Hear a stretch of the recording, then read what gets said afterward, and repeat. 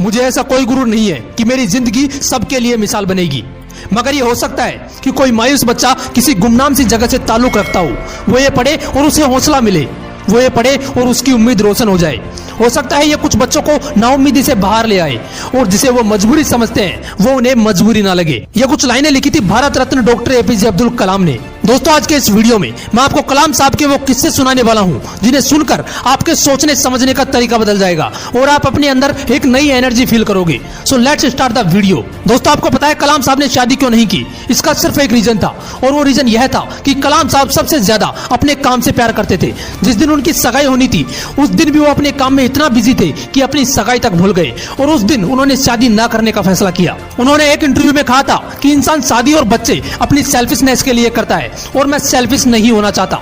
मैं अपनी पूरी जिंदगी इस देश को समर्पित करना चाहता हूँ। दोस्तों, बात है 10 अगस्त 1979 की। 19 साल की मेहनत, 23 मीटर लंबा SLV-3 रॉकेट 17 टन का वजन लेकर 7:58 पर आसमान में उड़ा। ये रॉकेट 4 स्टेजेस में था और ये सिर्फ एक रॉकेट नहीं था, ये सपना था उन तमाम लोगों का जो इस प्रोजेक्ट में शामिल थे और इस प्रोजेक्ट के डायरेक्टर थे कलाम साहब। वो रॉकेट पहली स्टेज तो पार कर गया, लेकिन दूसरी स्टेज में जाने के बाद रॉकेट ने काम करना बंद कर दिया और 317 सेकंड के बाद कलाम साहब और कई लोगों का सपना कचरा बनकर श्रीहरिकोटा से 560 किलोमीटर दूर समंदर में जा गिरा। दोस्तों, क्या हालत हुई होगी उस वक्त कलाम साहब और उनके बाकी साथियों की जब उनके 19 साल का सपना कुछ ही सेकंडों में समंदर में कचरा बनकर बिखर गया। कलाम साहब कहते हैं कि उस वक्त मैं अंदर से इतना टूट गया कि मैं अपने बिस्तरों में जाकर धंस गया और मेरी आंखों से आंसू बहने लगे। लेकिन दोस्तों, कलाम साहब हार मानने वालों में से नहीं थे। वो कहते थे कि पहाड़ की चोटी पर उतरने से पहाड़ पर चढ़ने का तजुर्बा नहीं मिलता, जिंदगी पहाड़ की चढ़ानों पर मिलती है, चोटी पर नहीं। कलाम साहब भी इसी तरह एक एक कदम आगे बढ़ाते रहे और दोस्तों, एक साल बाद 18 जुलाई 1980 सुबह 8:03 पर हिंदुस्तान का पहला सैटेलाइट रोहिणी अंतरिक्ष की ओर निकल पड़ा और अगले 2 मिनट के अंदर रोहिणी सैटेलाइट अंतरिक्ष में था। कलाम साहब ने लिखा है कि उन्होंने उस दिन अपनी जिंदगी के सबसे अहम अल्फाज अदा किए क्योंकि उस दिन उनके 20 साल की मेहनत अंतरिक्ष में थी। दोस्तों, उस दिन हमारा देश उन मुल्कों में शामिल हो गया जिनके पास खुद का सैटेलाइट लॉन्च करने की ताकत थी। ये सब हो पाया एक इंसान के मेहनत की बदौलत। दोस्तों, जब कलाम साहब को राष्ट्रपति चुना गया तो उनके स्वागत के लिए जोरों शोरों से तैयारियां की गई। राष्ट्रपति भवन को बहुत ही खूबसूरत तरीके से सजाया गया, लेकिन ये बहुत कम लोग जानते हैं कि जब कलाम साहब वहां पहुंचे तो वो सिर्फ 2 सूटकेस लेकर पहुंचे।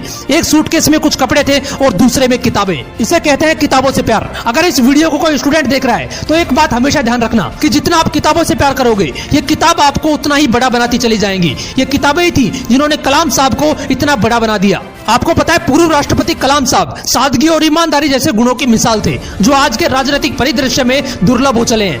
एक बार कलाम साहब का पूरा परिवार उनसे मिलने दिल्ली आया। उनके 90 साल के बड़े भाई से लेकर उनके 1.5 साल की परपोती तक टोटल 52 लोग थे। सभी को राष्ट्रपति भवन लाया गया जहां पर वो 8 दिन रुके। दोस्तों, आपको जानकर हैरानी होगी कि उन 8 दिनों में जितना भी खर्चा हुआ चाय से लेकर खाने तक का, वो सारा खर्च कलाम साहब ने अपने पर्सनल अकाउंट से दिया। करीब 3,52,000 रुपए का चेक काटकर राष्ट्रपति कार्यालय को भेजा। इसलिए कलाम साहब ईमानदारी की मिसाल थे, ना जात धर्म ना कोई भेदभाव। मैंने कुछ लाइनें पढ़ी थी जो कलाम साहब के लिए कही गई थी। था बंदा इस्लाम का वो पर कभी न ऐठा करता था, जब भी चाहा संतों के चरणों में बैठा करता था।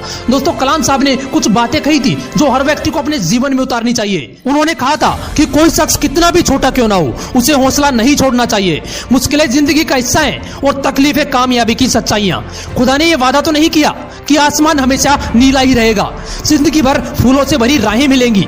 खुदा ने यह वादा तो नहीं किया कि सूरज होगा तो बादल नहीं होंगे, खुशी होगी तो गम नहीं होंगे, सुकून होगा तो दर्द नहीं होगा। ये जिंदगी की सच्चाई है कि अगर हम एक सांस लेंगे तो एक सांस छोड़नी पड़ेगी। अगर कुछ हासिल करना है तो कुछ खोना भी पड़ेगा। इसलिए अगर सूरज की तरह चमकना चाहते हो तो सूरज की तरह जलना सीखो। दोस्तों, कलाम साहब ने तो कर दिखाया, तभी तो आज भी हम कलाम साहब के बारे में बात कर रहे हैं। अगर आपके भी है कुछ ऐसे ही सपने तो उनके लिए आज ही चलना और जलना शुरू कर देना।